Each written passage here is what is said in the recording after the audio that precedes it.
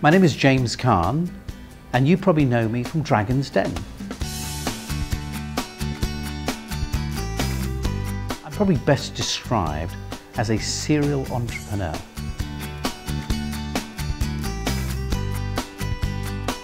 I actually grew up in London's Brick Lane, a very vibrant and very dynamic area.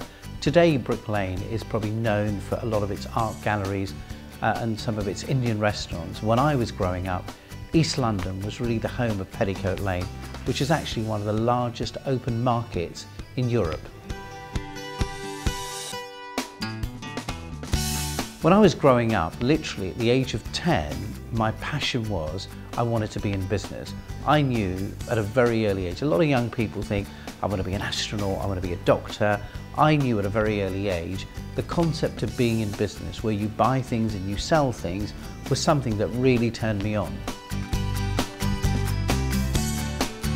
One of my first jobs was actually working in office, where I was working in an accounts department, where my job was to fill out expenses and calculate the expenses of some of the senior management. And I used to remember sitting there filling out other people's expenses and saying, one day somebody should be filling out my expenses.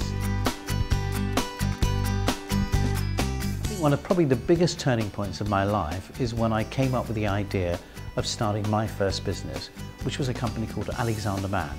This was literally an idea that I had at the back of my bedroom and saying, I think I'd like to set up my own headhunting firm. And at the time, the concept of headhunting was quite new. So I formed an organisation or a company by the name of Alexander Mann, set it up literally from a tiny broom cupboard where there was me, a desk, a chair and the yellow pages.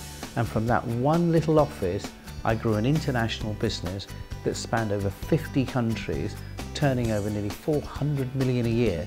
Today, it's one of the market leaders globally, one of the most respected businesses in its own field. And what for me is amazingly I'm passionate about, it was literally an idea that was born, from a small, tiny office.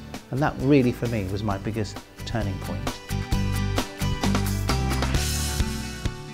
I think what's great about MyKindaCrowd is it creates an opportunity to connect young people to employers, which right now to me is probably one of the most important decisions that young people are going to make, which is what am I going to do in my future?